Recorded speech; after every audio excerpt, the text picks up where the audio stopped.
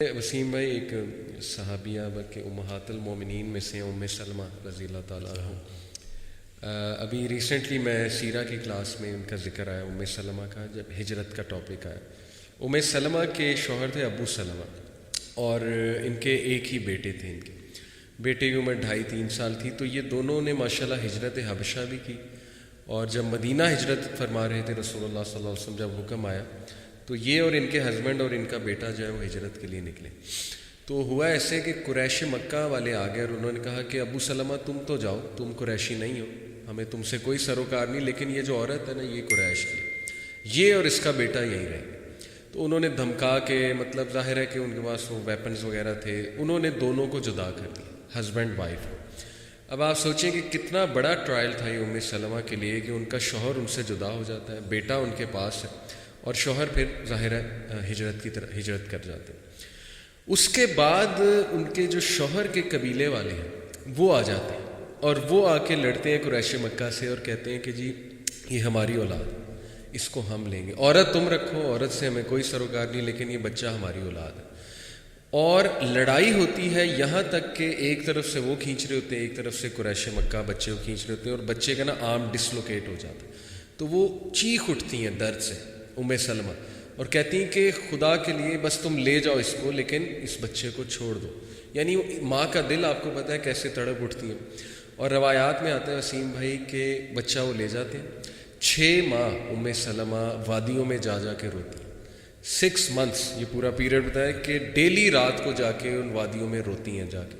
یعنی آپ دیکھیں کس اینگوش اور کس پین میں وہ مدر ہوگی کہ شوہر بھی، لیکن ہوپ تھا، اللہ سبحانہ و تعالیٰ کے لیے کر رہی تھی، اور انہیں پتہ تھا کہ اللہ کی طرف سے ٹیسٹ ہے، اور میری نیت تھی، میرے شوہر کی نیت تھی، ہم نے رسول اللہ صلی اللہ علیہ وسلم کے پاس جانا ہے، ہجرت کرنی.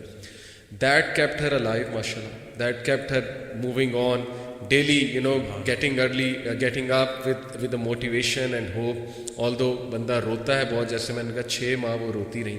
پھر ہوا یہ کہ ان کے جو لوگ تھے انہیں ان پہ ترس آیا کہ یہ بہت روتی ہیں، 6 ماہ روتی رہی ظاہر.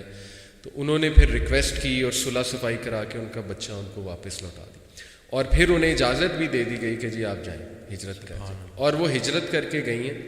اور وسیم بھائی ہمیں یہ پتہ ہے کہ ان کے شوہر کی ڈیتھ پھر ہو جاتی ہے ابو سلمہ کی، اور ان کی دعا بڑی مشہور ہے ام سلمہ کی. جب ان کے شوہر کی ڈیتھ ہوتی ہے تو یہ کہتی ہیں انا للہ و انا الیہ راجعون، اللہم اجرنی فی مصیبتی واخلف لی خیرا منہا. کہ اللہ، ایک تو انا للہ و انا الیہ راجعون کا تو ظاہر ہے میننگ ہمیں پتہ ہے، اور اللہ اس سے بہتر اب چیز مجھے جو عطا کریے، جو میرا لاس ہو گیا. تو ام سلمہ کہتی ہیں کہ مجھے لگتا تھا کہ ابو سلمہ سے اچھا ہسبینڈ مجھے نہیں مل سکتا. اوبیسلی بہت ان کا ایک گہرا تعلق تھا آپس میں. اور پھر اللہ سبحانہ و تعالیٰ نے ان کی شادی رسول اللہ صلی اللہ علیہ وسلم، یعنی it all lead to where. آپ دیکھیں کہ شی از دی امہات، فرام دی امہات المومنین، جنت میں ماشاءاللہ one of the chiefs of women, عورتوں کی سردار بھی ظاہر ہے تمام امہات المومنین. تو دیکھیں ایک ٹائم پہ she was crying daily and she didn't know کہ کیا ہوگا، فیوچر کیا ہے، لیکن اللہ پہ چھوڑ دی کہ اللہ بس اب تو سنبھال لے. اور اس کے بعد دیکھیں ویئر اٹ اینڈڈ، رسول اللہ صلی اللہ علیہ وسلم کی جب اصل میں دین جو ہے نا اس کو شوق بنانا تھا، اور زندگی ضرورت تھی. ہم نے زندگی کو شوق بنا لی اور دین کو ضرورت.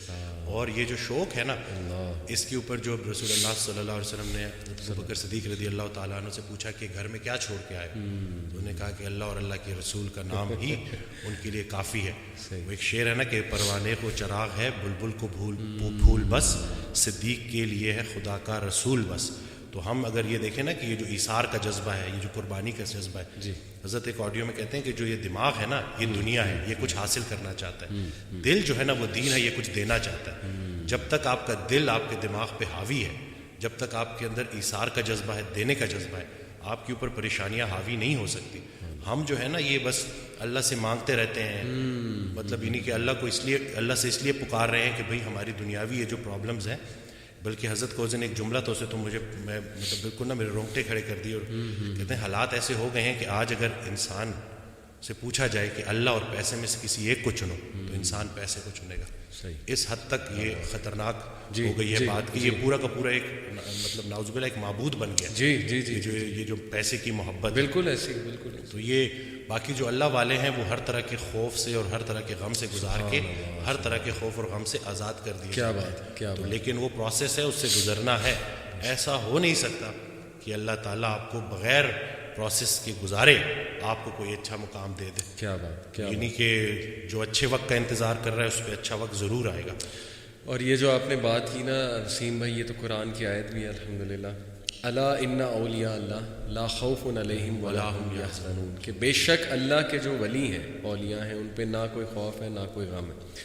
تو اولیاء کون ہیں یہ بھی اللہ نے ایک اور آیت میں ایکسپلین کیا کہ بے شک اللہ کے ولی تو وہی ہیں جو ایمان لاتے ہیں اور تقوی اختیار کرتے ہیں اللہ سبحانہ تعالیٰ کا. یعنی دے رسپیکٹ اللہ so much, they are in awe اللہ سبحانہ تعالیٰ سو مچ کہ وہ سوال ہی نہیں پیدا ہوتا اللہ کے بارے میں نیگیٹو سوچے، کیونکہ اللہ رب العالمین کی ذات جو ہے ہی از الحکیم، دا موسٹ وائز، اور سب سے زیادہ جسٹ. الیس اللہ بأحکم الحاکمین، کیا اللہ سب سے زیادہ جسٹس کرنے والا نہیں ہے، بہترین حاکم نہیں ہے؟ تو دے نو، وہی آپ کی والی بات کہ یقین ہے، شک نہیں ہے رب کی ذات. جو بھی ہو رہا ہے ہماری لائف میں، دیکھیں وہ لوگ بجائے کہ اللہ کو قصوروار ٹھہرانے کے، کیونکہ آپ کو پتہ ہے نا کہ سب سے پہلے تو یہ بلیم گیم کرنے والا اور نا امید ہونے والا ابلیس ہے. اس نے اللہ کو رائٹ دین کہہ دیا تھا کہ چونکہ آپ نے مجھے گمراہ کیا اس لیے میں اب ان کو نہیں چھوڑوں. تو وہ بٹر بن گیا، ریونجفل بن گیا، وینجفل بن گیا، اور اس کا حسد بڑھتا جا رہا ہے، اس کی نفرت بڑھتی جا رہی ہے. تو اللہ نے اس کی اگزامپل کوٹ کی کہ چونکہ وہ اپنے رب کی رحمت سے ہی مایوس ہو گیا، تو that's why he is called ابلیس، کیونکہ وہ بالکل ہی نا امید ہے.